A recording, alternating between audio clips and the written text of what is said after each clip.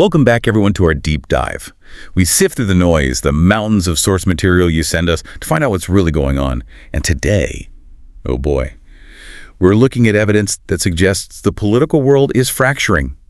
The old rules, they seem to be, well, changing, maybe even breaking apart right before our eyes. That's exactly right. Our mission today is to cut through all that conflicting chatter. We want to understand the real forces behind this surge in anti-establishment feeling. We're digging into these radical blueprints for governing, the whispers of corruption, all revealed in these documents. It feels like a puzzle, doesn't it? Totally.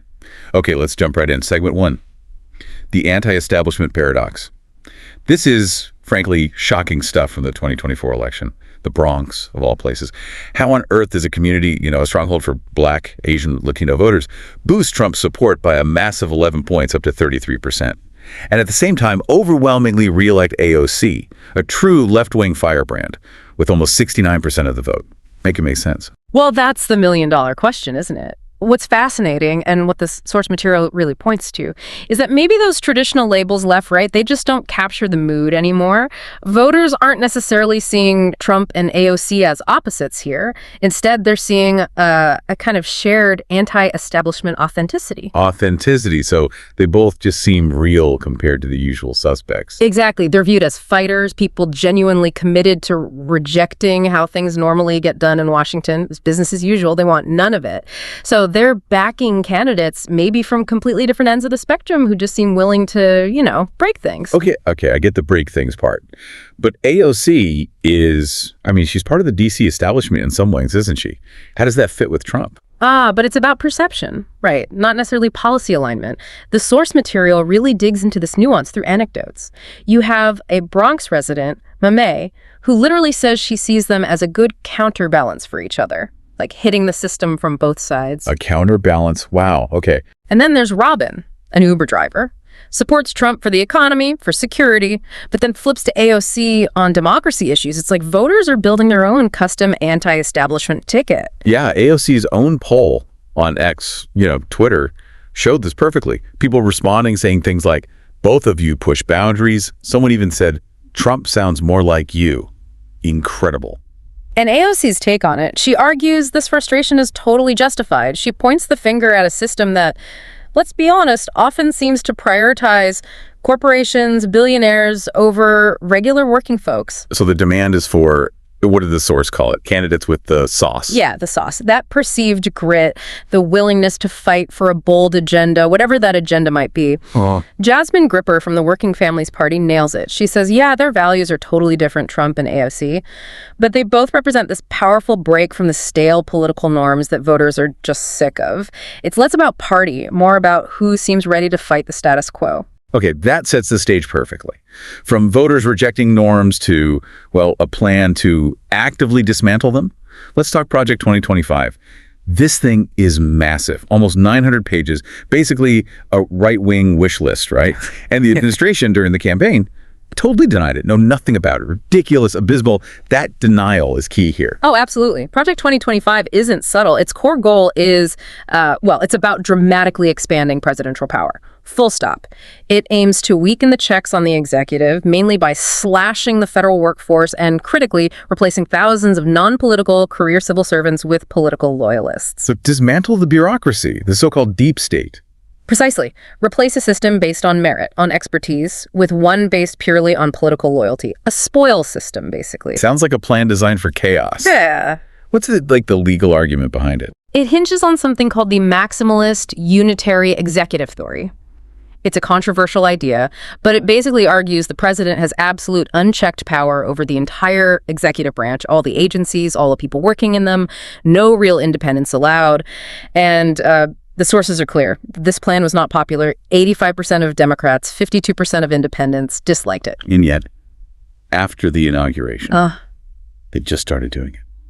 Quietly. Immediately. And yeah, sort of under the radar at first.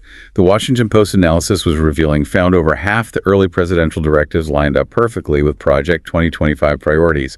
Things like scrubbing DEI, diversity, equity, inclusion from government language, pardoning January 6th convicts. These were right at the top of the list. So the denial was just a strategy. Until they couldn't hide it anymore. It seems that way. The mask really slipped during the government shutdown. That's when the president posted on Truth Social, openly mentioning meeting with Russ Vought, he of Project 2025 fame, and then explicitly said the shutdown was an unprecedented opportunity to target, quote, Democrat agencies. That was pretty much game over for denial. Proof positive. And the targeting was specific. You mentioned the $8 billion in Green New Scam funding, as they called it, paused or cut. And guess where those cuts hit hardest? Predominantly Democrat-led states. No surprise there. The analysis in the source material pulls no punches. Calls it authoritarian ambitions. Says it's not about fixing government, it's about governing like you're only president of the red states of America, weaponizing the federal government against your opponents. Chillin' stuff. It really is. And if dismantling the civil service structure is one kind of institutional decay, our next point hits another nerve, eroding trust in the justice system itself. We're talking about the Jeffrey Epstein case, specifically the situation around Ghislaine Maxwell, and these really sharp accusations of political interference. A cover-up, essentially. Right. The Epstein saga just never ends. Let's get the background clear first.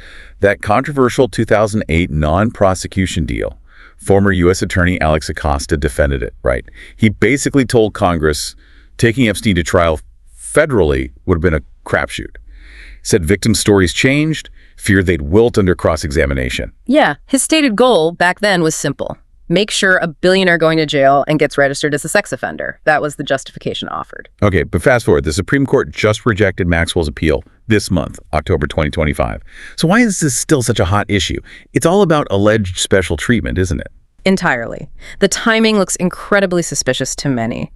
Back in July 2025, Maxwell is interviewed by Deputy Attorney General Todd Blanche.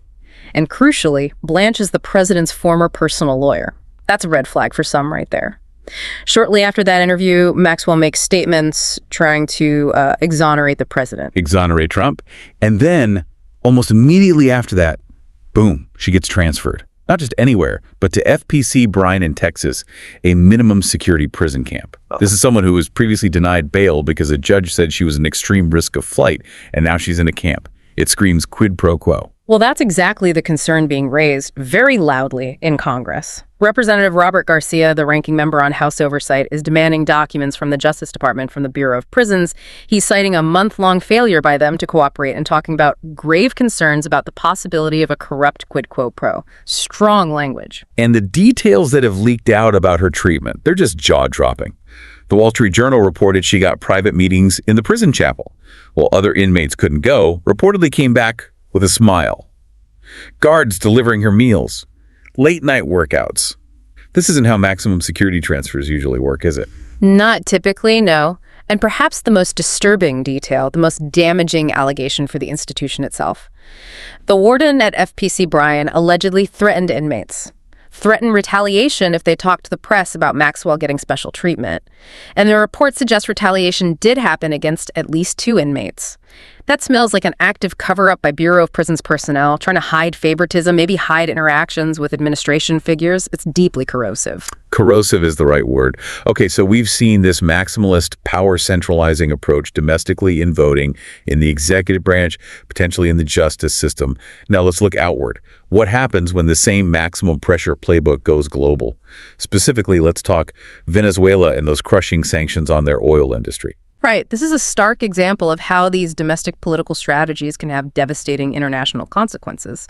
The sanctions were broad revoking licenses for big players like Chevron, slapping huge tariffs on crude oil. The result, Venezuela's oil production plummeted. We're talking somewhere between 100,000 and 300,000 barrels per day lost. That's roughly a quarter of their capacity, just gone. And the ripple effect, how did losing that oil money translate into, well, human misery? It triggered a catastrophic economic spiral. Without that foreign currency, the exchange rate collapsed. GDP is projected to shrink further, maybe 2-3%. Inflation, possibly over 100% a year. This isn't just numbers on a page. It means critical shortages of everything. Fuel, food, medicine, basic necessities vanishing. The source paints a truly grim picture. 70% of hospital equipment, non-operational, imagine that. 82% of the population pushed into extreme poverty. And when things get this bad, people flee. It fuels migration. There are already 7.7 million Venezuelans who've left. This could easily trigger another wave. Absolutely. And this whole situation forces a really tough choice on U.S. policymakers. Option I, according to the source, involves using conditional incentives, trying to nudge Maduro towards opening things up politically and economically using the democratic transition framework. So maybe easing some sanctions if they meet certain conditions. Option 2 is just more of the same maximalist approach. Double down. Broader sanctions, pull all licenses, maybe even indictments, aimed straight for regime collapse. But the analysis is pretty clear, isn't it? While both options are trying to pressure Maduro, the current maximum pressure path seems to be mainly achieving the destruction of the country itself. The strategy, intended to maybe weaken the regime, has instead caused this multi-sector collapse, hurting ordinary Venezuelans the most. The cost is literally the fabric of a nation. It is. And you see the thread, right? Connecting all four of these stories, whether it's voters demanding radical change, or this calculated blueprint for executive power, or the alleged decay in the justice system, or the fallout from Venezuela, it all points to this breakdown, this rejection or deliberate dismantling of established systems, of apolitical institutions. The result seems to be structural chaos. The old assumptions about how power works, they just don't seem to hold anymore. Exactly. Is your brain buzzing right now? Mine too. If you're piecing together how all these different points actually paint one big, frankly, terrifying picture of power being grabbed and weaponized, then you know what we're about here. Yeah. Don't just sit there processing. Smash that like button. Tell us in the comments which part of this deep dive into crumbling institutions freaked you out the most. Project 2025, the Maxwell stuff, Venezuela. Let us know. And absolutely hit subscribe or follow right now. You cannot afford to miss our next deep dive. It's going to be even more mind-blowing, even more unmissable. Seriously, do it now. And as you think about everything we've discussed, really consider the source material. Ask yourself not just what power is being used or taken, but why it's happening now. And maybe most importantly, what's the long-term cost to the democratic norms we used to take for granted?